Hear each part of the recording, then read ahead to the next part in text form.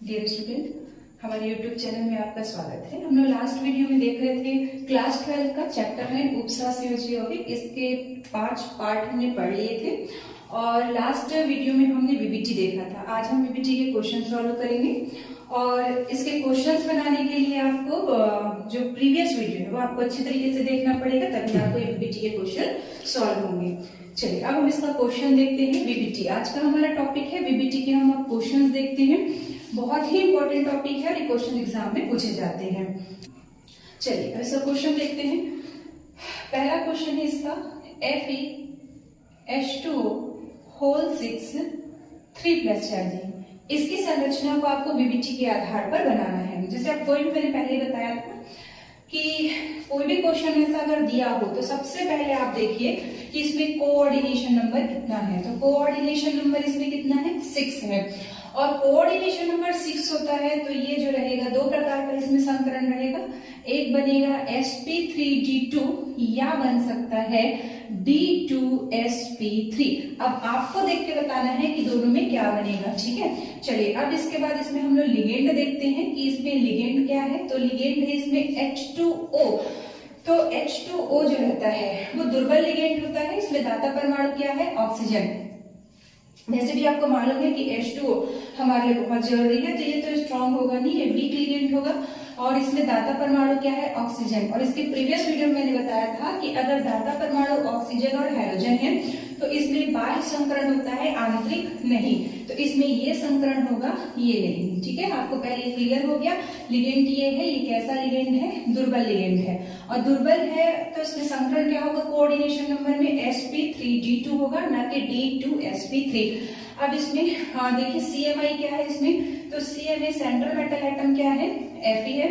Fe का atomic number है 26। हमने इसका इलेक्ट्रॉनिक कॉन्फ़िगरेशन भी आपको लास्ट वीडियो में बताया था। Argon 3d4s। तो 3d4s लेंगे तो 3d में कितना, 4s में 2 आएगा, 3d में 6 आएगा। अब संकरण क्या है, sp3d2। तो s, और मैंने पहले ही आपको बताया है इसके लास्ट वीडियो में कि बाह्य संकरण में जो कक्षक रहते हैं वो समान ऊर्जा वाले रहेंगे। मतलब अगर S जो है वो 4 का है तो P भी 4 का ही होगा और D भी कहाँ का होगा, 4 का। क्यों, क्योंकि SP D आ रहा है, ठीक है। तो आप इसमें 4P 0 लेंगे और 4D 0 लेंगे, ठीक है। क्लियर है। ये अगर मान लो अगर DsP2 संकरण रहता, DsP3 संकरण रहता, जो D कक्षक होता है वो 3D का होगा। लेकिन अभी संकरण हमने पहचान लिया क्योंकि वीक लिगेंड है और वीक लिगेंड है तो इसमें बाह्य कक्षक होगा। बाह्य कक्षक संकरण इसमें होगा, ये हो गया आर्गन 18। 3D को हमको लेना पड़ेगा क्योंकि अकड़ी गैस है ये। 1 2 3 4 5 और ये हो जाएगा 6, ये हो जाएगा 4s, ये होगा 4p और ये हो जाएगा 4d। डी के कितने कक्षक हमने बना दिए, डी के 5 कक्षक बना दिए। ये आपका फर्स्ट स्टेप हुआ। यहाँ पर 4s में 2 इलेक्ट्रॉन है, 4s में 2 इलेक्ट्रॉन है। ये आपका पहला पॉइंट। दूसरा पॉइंट आप क्या करेंगे, Fe का ऑक्सीडेशन नंबर निकालेंगे। तो Fe का ऑक्सीडेशन नंबर कितना निकलेगा, तो H2O में चार्ज H2O जो रहेगा वो न्यूट्रल लिगेंड है तो ये हो जाएगा 0। 0 × 6 तो ये 0 ही हो जाएगा। तो इसका ऑक्सीडेशन नंबर कितना आएगा, +3। और +3 आया मतलब यहाँ F में से आपको 3 इलेक्ट्रॉन को क्या करना है, रिलीज करना है। और 3 इलेक्ट्रॉन को आपको रिलीज करना है तो मैंने पहले बताया था कि 4s का दोनों पहले जाएगा, उसके बाद 3d का जाएगा। तो यहाँ पर Fe 3+ चार्जिंग कर देंगे और 3 इलेक्ट्रॉन को आपको इस कॉम्प्लेक्स में से निकालना है। तो s का पहले दोनों इलेक्ट्रॉन निकालेंगे, फिर आपको 3d का इलेक्ट्रॉन को निकालना रहेगा।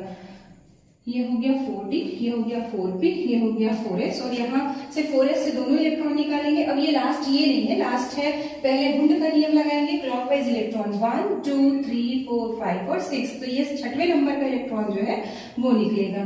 तो ये हो गया आपका 3d। Number of unpaired electron आपको दिख रहा होगा। इसमें नंबर ऑफ अनपेयर्ड इलेक्ट्रॉन कितना है, 3d है। नेक्स्ट इसमें आप क्या करेंगे, अब Fe जो आपने 3+ चार्जिंग बनाया है, आर्गन 18 और 3d को आपको कुछ भी नहीं करना है क्योंकि इसमें 3d कक्षक भाग नहीं लेगा, इसमें 4d कक्षक भाग लेगा क्योंकि यह बाह्य कक्षक संकुल बनेगा। तो ये 3d हो गया। इसके बाद ये 4s आ जाएगा, ये 4p, p के कितने कक्षक, 3 कक्षक, और ये 4d, d के कितने कक्षक हो जाएंगे, d के 5 कक्षक, ये 4p। अब नंबर ऑफ लिगेंड कितना कहाँ है, 6 है, तो 6 लिगेंड आएगा, एक H2O यहाँ पर आ जाएगा, एक H2O यहाँ पर आएगा, एक H2O जो रहेगा वो यहाँ पर आएगा।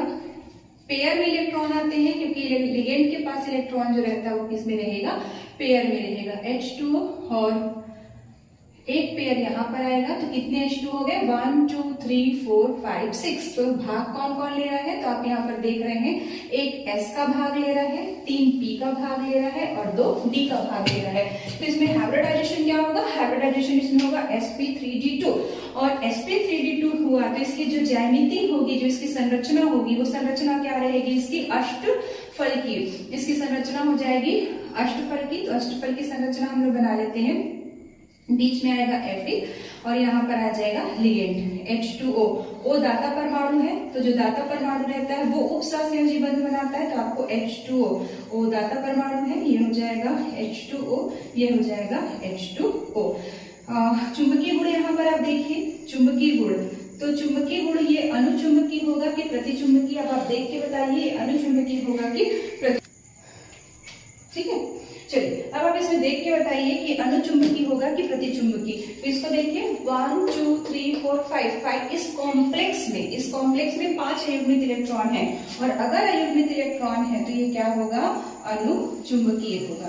क्या होगा, ये अनुचुंबकीय होगा, ठीक है, समझ में आ गया। अब इसका हम लोग मैग्नेटिक मोमेंट निकालेंगे, चुंबकीय आघूर्ण, तो चुंबकीय आघूर्ण होगा n+2, n equal to number of unpaired electron. तो नंबर ऑफ अनपेयर्ड इलेक्ट्रॉन कितने हैं यहाँ पर, 5 है नंबर ऑफ अनपेयर्ड इलेक्ट्रॉन, तो ये हो जाएगा 5, म्यू इक्वल टू हो जाएगा 5, 5+2, तो 5+2 7, 35 आ जाएगा, और 35 का अगर आप निकालेंगे तो ये हो जाएगा 5 पॉइंट समथिंग, इसका आंसर आ जाएगा, ठीक है। तो क्लियर हो गया एक क्वेश्चन। चलिए अब दूसरा क्वेश्चन देखते हैं, अभी क्वेश्चन और देखते हैं। यहाँ पर आपका क्वेश्चन है NiCl4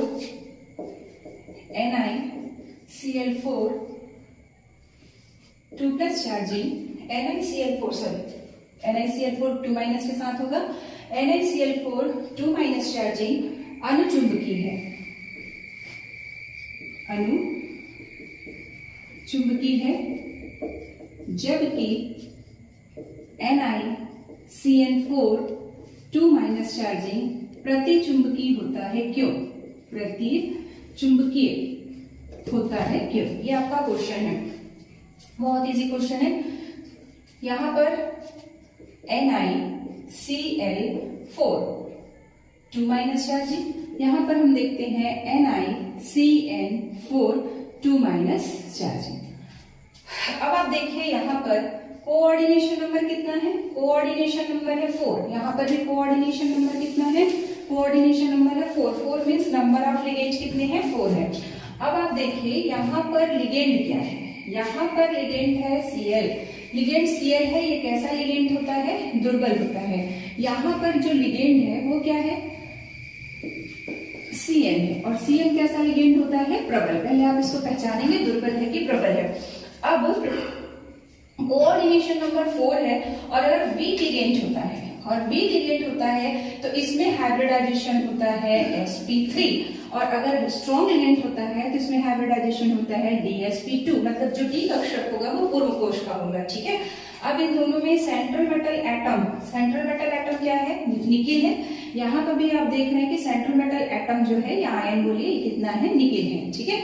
आपको इसमें संरचना वगैरह कुछ नहीं पूछ रहा है, सिर्फ आपको पूछ रहा है कि ये अनुचुंबकीय है, ये प्रतिचुंबकीय, ठीक है।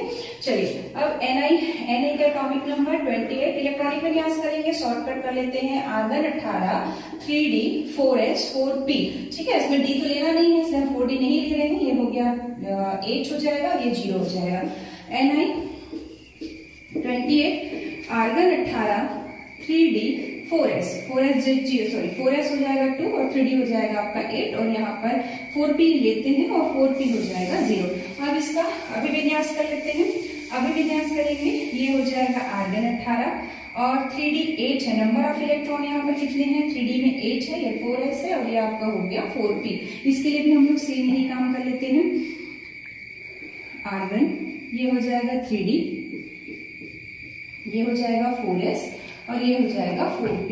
इस वीडियो को समझने के लिए, इस टॉपिक को समझने के लिए आप इस प्रीवियस वीडियो जरूर देखेंगे, तभी आपको अच्छे से क्लियर हो जाएगा। अब 3D में नंबर ऑफ इलेक्ट्रॉन 8 है, 1 2 3 4 5 6 7 8। 4s में कितना है? 2 है। 3D 1 2 3 4 5 6 7 और ये हो जाएगा 8। 4s में 2 है। अब नेक्स्ट आपको क्या करना है? अब आपको Ni का ऑक्सीडेशन नंबर निकालना है। तो Ni का ऑक्सीडेशन नंबर कितना निकलेगा? 2 निकलेगा। क्यों 2 निकलेगा? क्योंकि यहाँ पर Cl है और Cl में -1 इंटू 4 इक्वल टू कितना हो जाएगा? -2। और इसको आप क्या मानेंगे? x मानेंगे, तो ये हो जाएगा x -4 equal to -2, x equal to -2 + 4। तो ऑक्सीडेशन नंबर कितना आएगा? +2। यहाँ पर भी निकिल का ऑक्सीडेशन नंबर यहाँ पर भी कितना आएगा? +2 आएगा, क्योंकि साइनों में कितना चार्जिंग होता है? -1 इंटू 4, -4 आप इसको ट्रांसफर करेंगे तो इधर क्या हो जाएगा? +4। यहाँ पर भी ऑक्सीडेशन नंबर कितना आएगा? +2। अब +2 ऑक्सीडेशन नंबर अगर आ रहा है तो आपको यहाँ का दोनों इलेक्ट्रॉन क्या करना है? निकाल देना है। आपको S का दोनों इलेक्ट्रॉन को क्या करना है? निकाल देना है। 1 2 3 4 5 6 7 8। 4s खाली हो गया। क्यों? क्योंकि अभी लिगेंड आने वाला है और ये अपने लिगेंड को, इलेक्ट्रॉन को क्या करेगा? एक्सेप्ट करेगा। यहां से भी आप क्या करेंगे? S के दोनों इलेक्ट्रॉन को निकाल देंगे और S के दोनों इलेक्ट्रॉन को यहाँ पे निकालेंगे तो ये हो जाएगा 8 1 2 3 4 5 6 7 8। 4s खाली हो गया। अब यहीं पर आपको समझना है कि Cl4 है, दुर्बल लिगेंड है, तो इसमें sp3 हाइब्रिडाइजेशन होगा। मतलब ये 3D कक्षक भाग नहीं लेगा, 3D कक्षक भाग नहीं लेगा। तो इसमें पेयरिंग नहीं कराना है, क्योंकि ये जो रहेगा उच्च चक्रण होगा, तो ये पेयरिंग नहीं करेगा। अब यहाँ पर एक Cl, यहाँ पर एक Cl, यहाँ पर एक Cl, यहाँ पर एक Cl, 4 Cl यहाँ पर आ जाएंगे, 4 Cl यहाँ पर आ जाएगा। तो इसमें हाइब्रिडाइजेशन देख रहे हैं आप, sp3 हाइब्रिडाइजेशन हो रहा है, इसमें sp3 हाइब्रिडाइजेशन हो रहा है, एक s का और 3 p के कक्षक भाग ले रहे हैं, sp3 हाइब्रिडाइजेशन।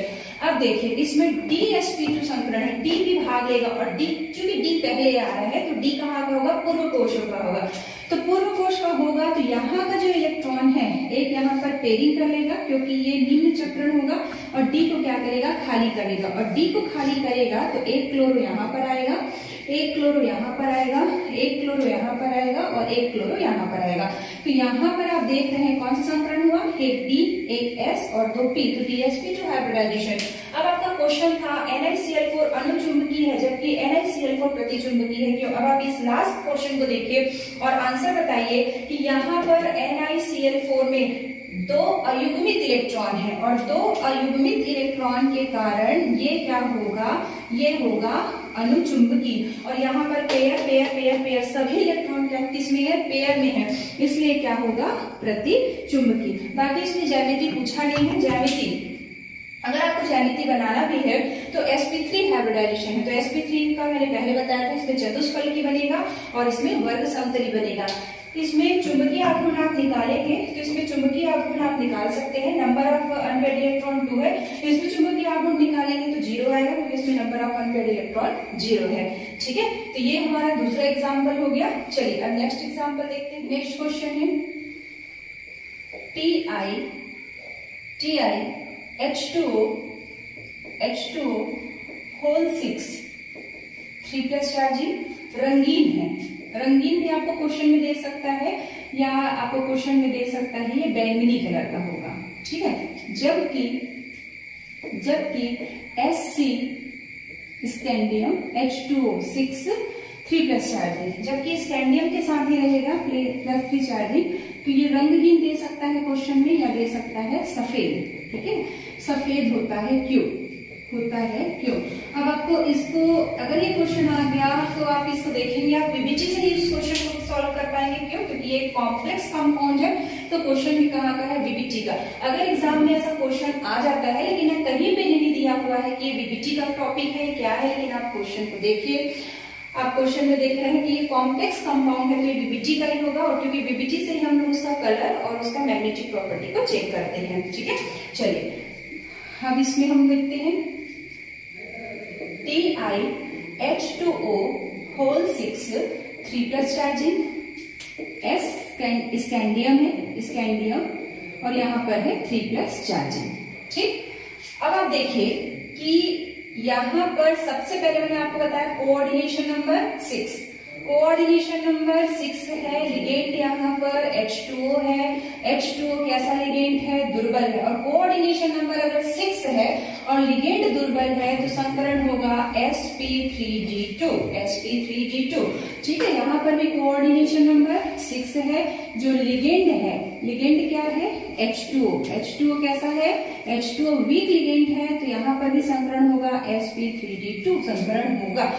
तो sp3d2 संकरण होगा, ये दोनों दुर्बल लिगेंड के लिए क्वेश्चन बन रहा है। चलिए, अब यहाँ पर सेंट्रल मेटल आयन जो है वो क्या है, टाइटेनियम, और टाइटेनियम का एटॉमिक नंबर होता है 22, 22 मीन्स होगा आर्गन 18 3d 4s2 4p, और हमको 4d भी लेना पड़ेगा। क्यों 4d लेना पड़ेगा, क्योंकि sp3d2 संकरण है और s चौथी कक्षा का है, तो p भी वही का रहेगा और d भी यही का रहेगा। क्यों, क्योंकि यह एक बाह्य कक्षक संकुल है। आपने कैसे पहचाना बाह्य कक्षक संकुल है, आप लिगेंड को देखिए, अगर वीक लिगेंड होता है तो बाह्य कक्षक संकुल होगा, और अगर स्ट्रॉन्ग लिगेंड होगा तो आंतरिक कक्षक संकुल होगा। ठीक है, चलिए अब इसको फिल करा देते हैं। आर्गन का 18 हो गया, ये 3d, अच्छा 3d में कितने इलेक्ट्रॉन होंगे, 2, ये हो गया 3d2 4s2। इसका भी विन्यास कर लेते हैं। मैं आर्गन को यहाँ पर नहीं लिख रही हूँ, आप समझ गए होंगे। 1 2, ये हो जाएगा 4s, ये हो जाएगा 4p खाली है, और ये होगा 4d। d के कितने कक्षक बनेंगे, 1 2 3 4 5।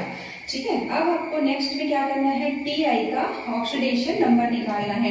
तो Ti का ऑक्सीडेशन नंबर कितना निकलेगा यहाँ पर, +3, क्योंकि ये न्यूट्रल होता है, तो Ti का ऑक्सीडेशन नंबर +3, तो आपको 3 इलेक्ट्रॉन इस कॉम्प्लेक्स से आपको निकालना पड़ेगा। तो पहले आप कहाँ का इलेक्ट्रॉन निकालेंगे, 4s का दोनों निकलेगा और एक 3d का निकलेगा, तो क्या हो जाएगा 3d के पास एक इलेक्ट्रॉन बच रहा है, ये 4s खाली हो गया, ये 4p हो गया, और ये हो गया आपका 4d तो भी पूरा खाली है ये। तो इसमें नंबर ऑफ अनपेयर्ड इलेक्ट्रॉन कितना हो गया, 1। चलिए अब आगे देखते हैं कि क्वेश्चन कलर को पूछ रहा है, इसकी ज्यामिति नहीं पूछ रहा है, इसकी संरचना नहीं पूछ रहा है, इसका मैग्नेटिक प्रॉपर्टी नहीं पूछ रहा है, सिर्फ ये कलर को पूछ रहा है। अब यहाँ तक बना के पहले इसको छोड़ दीजिए। अब इधर आ जाते हैं स्कैंडियम 21। सेंट्रल मेटल आयन क्या है यहाँ पर, तो यहाँ पर सेंट्रल मेटल एटम जो है वो स्कैंडियम है, और स्कैंडियम का एटॉमिक नंबर होता है 21। अब 21 होगा मीन्स आर्गन 18 3d 4s2 होगा और 3d 1 होगा, और 4p भी लेना पड़ेगा और 4d भी लेना पड़ेगा। क्यों, क्योंकि इसमें भी sp3d2 संकरण है, इसमें भी sp3d2 संकरण है, और sp3d2 जो हाइब्रिडाइजेशन है वो यहाँ पर क्यों है, क्योंकि H2O वीक लिगेंड है, और वीक लिगेंड अगर होता है तो यहाँ पर बाह्य संकरण होता है। अब इसका अभिविन्यास कर देते हैं। अभिविन्यास यहाँ पर करते हैं तो ये हो जाएगा 4s, ये हो जाएगा 4p, और नीचे हम लोग यहाँ पर लिख देते हैं 4d। तो d में कितना इलेक्ट्रॉन है, 1, s में कितने इलेक्ट्रॉन है, 2।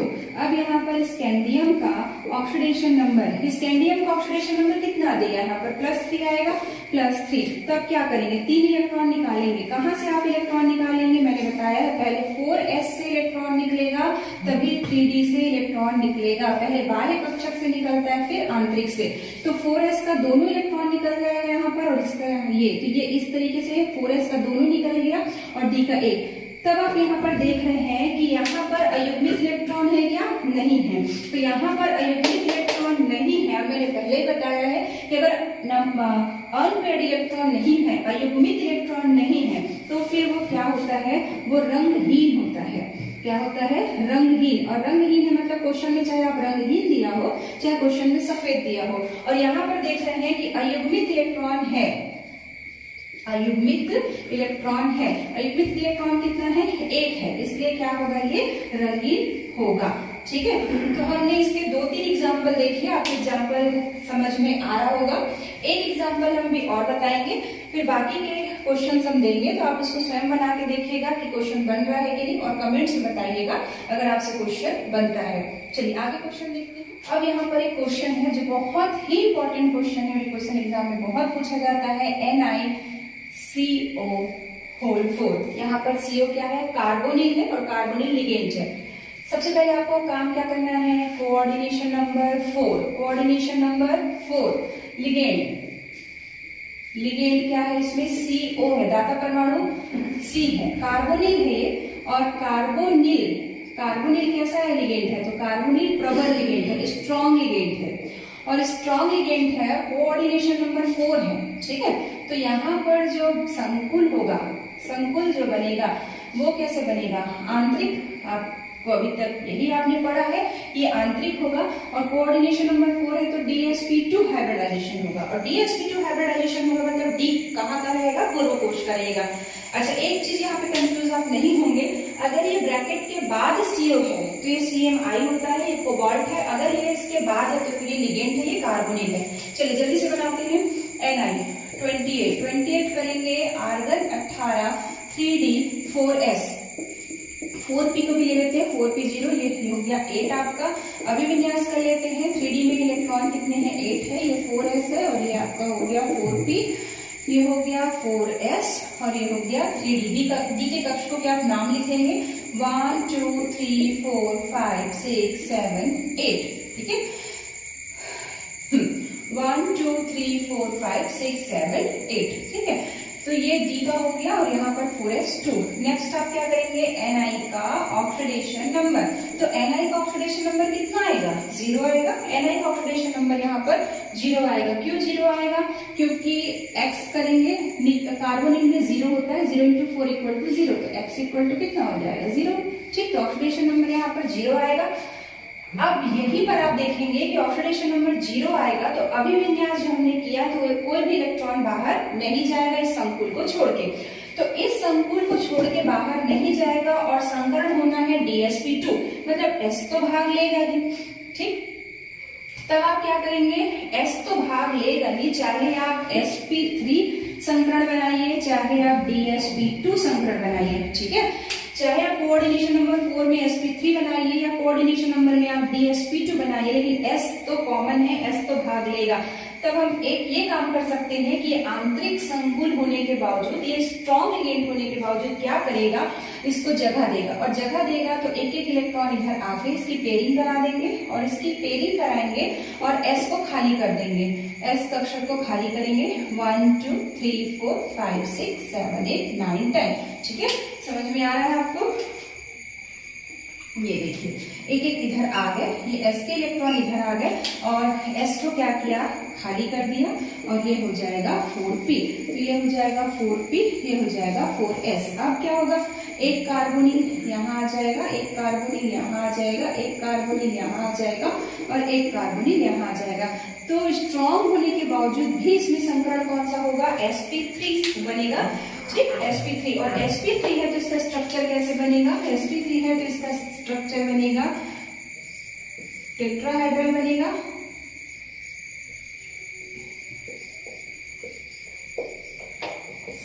संरचना बनेगी इसकी चतुष्फल की, टेट्राहेड्रल, इसकी संरचना बन जाएगी चतुष्फल की।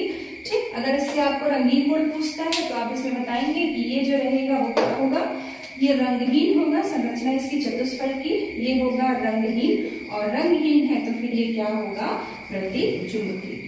ठीक है, ये हो गया। ये क्वेश्चन बहुत ज्यादा इंपॉर्टेंट है, क्वेश्चन में थोड़ा सा सामने में आपको कंफ्यूजन लगा होगा कि स्ट्रॉन्ग लिगेंड है फिर भी हाइब्रिडाइजेशन पे क्या हो रहा है, sp3। चलिए जल्दी से एक लास्ट क्वेश्चन देख लेते हैं फिर हम आपको क्वेश्चंस देंगे। चलिए अब एक क्वेश्चन एक और देख लेते हैं। CO NH3 होल 6 3+ चार्जिंग एक आंतरिक कक्षक संकुल है, एक आंतरिक कक्षक संकुल है, जबकि Ni NH3 होल 6 3+ चार्जिंग एक बाह्य कक्षक संकुल है, एक बाह्य कक्षक संकुल है। ठीक है, इस टाइप से क्वेश्चन एग्जाम में आएंगे, आपको कंफ्यूज नहीं होना है, आप बहुत ही केयरफुली क्वेश्चंस को देखिए और बीपीटी के आधार पर इसको बना के देखिए कि ये बन रहा है कि नहीं। तो यहाँ पर हम लोग देख लेते हैं कि ये है हमारा CONS3 होल 6 3 प्लस चार्जिंग, यहाँ पर है NiNS3 6 3 प्लस चार्जिंग। ठीक है, कॉमन आपको क्या दिख रहा है? कॉमन यहाँ पर दिख रहा है आपको coordination number 6, coordination number 6। Ligand क्या है इसमें? दोनों में कॉमन लिगेंड है, ये भी NS3 है, इसमें भी जो लिगेंड है वो क्या है? NS3 है। और NS3 कैसा लिगेंड होता है? NS3 प्रबल लिगेंड होता है। और अगर प्रबल लिगेंड है और कोऑर्डिनेशन नंबर 6 है, तो कोऑर्डिनेशन नंबर 6 है और स्ट्रॉन्ग लिगेंड है, तो हाइब्रिडाइजेशन होता है इसमें D2sp3, मतलब D कक्षक जो रहेगा वो पूर्व कोश का रहेगा, और पूर्व कोश का रहेगा मतलब वो कैसा रहेगा? वो आंतरिक कक्षक संकुल होगा। तो यहाँ पर भी वही होना चाहिए, स्ट्रॉन्ग है, तो यहाँ पर भी क्या होना चाहिए? D2sp3, लेकिन ये नहीं होता बोल रहा है, ये बोल रहा है कि यह एक बाह्य कक्षक संकुल है, और बाह्य कक्षक संकुल है तो ये आएगा sp3d2। तो क्यों ऐसा होता है इस क्वेश्चन में पूछा जा रहा है। आप जब तक इसको अभिविन्यास नहीं करेंगे तब तक ये क्वेश्चन नहीं बनेगा। समझ लीजिए क्वेश्चन कि दोनों में लिगेंड सेम है, दोनों का कोऑर्डिनेशन नंबर सेम है, तो अगर लिगेंड सेम है तो दोनों संकुल कैसे बनाएंगे? एक ही टाइप के बनाएंगे, लेकिन एक जो है वो आंतरिक कक्षक बना रहा है, आंतरिक मतलब डी पूर्व कोश का होगा, और एक जो बना रहा है बाह्य बना रहा है, मतलब ये नहीं होगा, ये क्यों होगा? ठीक है, क्वेश्चन को सॉल्व करते हैं। तो यहाँ पर जो सेंट्रल मेटल एटम जो है वो कोबाल्ट है, यहाँ पर सेंट्रल मेटल एटम जो है वो निकेल है। ठीक है, तो निकेल यहाँ पर कोबाल्ट है, कोबाल्ट का 27 होता है, 27 मीन्स होगा आर्गन 18 3d4s 4s2 3d7, और हमको 4p0 लेना पड़ेगा, और 4d लेंगे क्या? 4d नहीं लेंगे क्योंकि d पूर्व कोश का है, इसलिए हम लोग 4d नहीं ले रहे हैं। यहाँ पर देखिए, यहाँ पर निकिल है 28 होता है, और इसका होगा आर्गन 18 3d और 4s2 3d8, 4p लेंगे 4p0, और देखते हैं कि 4d लेना पड़ेगा कि 4d लेना नहीं पड़ेगा। ठीक है, ये हुआ। अब इसका आप अभिविन्यास कर दीजिए, ये 3d है, ये 3d हो गया, ये 4s हो गया, और ये 4p हो गया। d के कितने इलेक्ट्रॉन? 7, 1 2 3 4 5 6 7। इसका भी अभिविन्यास कर देते हैं। डी में कितने इलेक्ट्रॉन है? 5, ये 4s हो जाएगा, और ये हो जाएगा 4p। 4d को भी ले लेते हैं क्योंकि लगेगा अगर 4d को लेना है तो लेंगे। यहाँ पर होगा 3d, 1 2 3 4 5 6 7 8। ठीक, और ये हो जाएगा 4s2। अब क्या करेंगे? नेक्स्ट हम लोग CO का ऑक्सीडेशन नंबर निकालेंगे। ऑक्सीडेशन नंबर यहाँ पर कितना निकलेगा? +3। यहाँ पर भी ऑक्सीडेशन नंबर कितना निकलेगा? +3। ठीक है, दो क्योंकि न्यूट्रल है तो +3 दोनों पे चार्ज है, तो ऑक्सीडेशन नंबर 3। और ऑक्सीडेशन नंबर 3 है तो आपको 3 इलेक्ट्रॉन को क्या करना है? बाहर निकाल देना है। s का तो निकलेगा ही, और एक यहाँ का इलेक्ट्रॉन निकलेगा, तो एक यहाँ का इलेक्ट्रॉन निकलेगा, तो ये 3 हो गया। अब ये हो जाएगा 7 था, तो ये कितना हो जाएगा? 6। 1 2 3 4 5 6 7 था, तो ये हो जाएगा 6। 4s खाली हो गया, और ये हो जाएगा 4p। चूंकि d भी यहाँ पे भाग लेगा, तो d भाग लेगा तो इसके इलेक्ट्रॉन कहाँ हो जाएंगे? ट्रांसफर हो जाएंगे। ये इलेक्ट्रॉन इधर आ जाएगा, ये इलेक्ट्रॉन इधर आ जाएगा, तो इस पे इलेक्ट्रॉन कितने हो गए? 7। तो ये कैसे फिल करेगा? 1 2 3 4 5 6।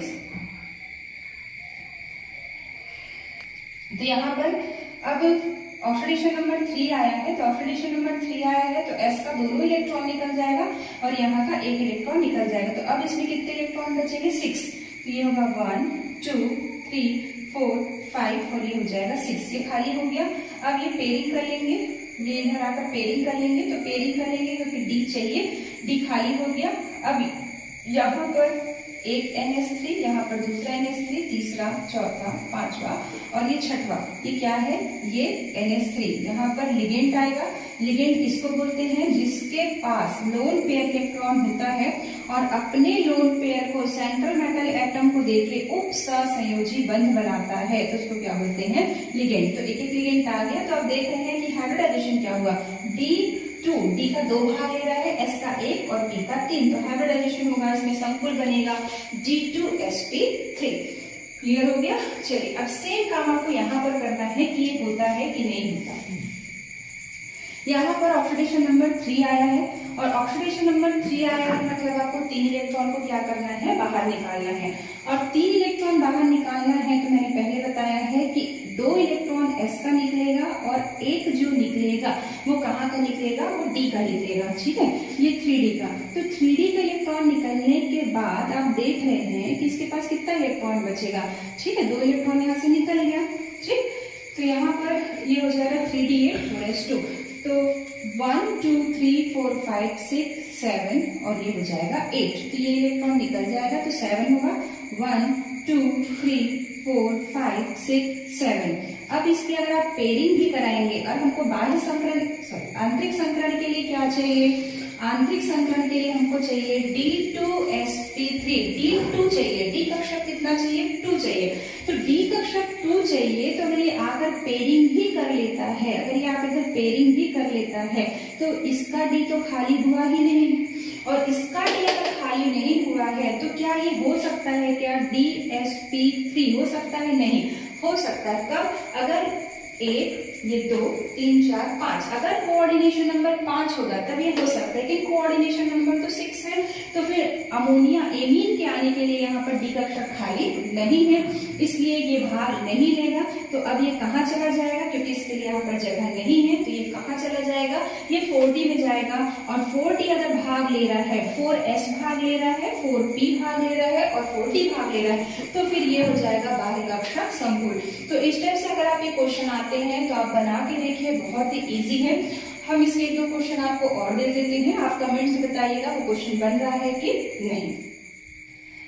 तो ये आपके क्वेश्चन, हम यहाँ पर आपको कुछ क्वेश्चंस दे रहे हैं, आप इसको सॉल्व करके देखिएगा आपसे बन रहा है कि नहीं, और कमेंट में बताइएगा ये क्वेश्चन बनता है। और जहाँ पे समझ में नहीं आता उसको भी आप बताइएगा। तो क्वेश्चन है, सभी का वीबीटी के आधार पर आपको समझाना है Fe2O6+3 की संरचना वीबीटी के आधार पर, K3Fe6 की संरचना वीबीटी के आधार पर। तो ये आपके क्वेश्चन है। Fe2O6 3+ चार्जिंग प्रबल अनुचुंबकीय, जबकि Fe3N6 3- चार्जिंग दुर्बल अनुचुंबकीय। समझाइए। Ni टेट्रा कार्बोनिल निकिल की संरचना को वीबीटी के आधार पर समझाइए। तो ये आपका वीबीटी का टॉपिक कंप्लीट हो गया है। अगर आपको वीडियो अच्छा लगता है तो इसको लाइक कीजिए, सब्सक्राइब कीजिए और कमेंट कीजिए कि आपको समझ में आ रहा है कि नहीं, ताकि हम आगे की वीडियो अपलोड करें। अब इसके नेक्स्ट पार्ट में जब इसका हम पार्ट 7 बनाएंगे तो उसमें हम लोग पढ़ेंगे वर्नर थ्योरी, वर्नर का सिद्धांत पूछेंगे, वो भी बहुत ज्यादा इंपॉर्टेंट क्वेश्चन है। तो इस चैप्टर से आपके 2 टॉपिक बच गए, एक हो गया आपका वर्नर सिद्धांत और एक आपका बच गया है CFT। ये 2 टॉपिक आपके कंप्लीट हो जाएंगे, फिर आपका जो कोऑर्डिनेशन कंपाउंड का चैप्टर है वो कंप्लीट हो जाएगा। तो आप इसको बनाइएगा और बताइएगा कि आपको समझ में आया कि नहीं।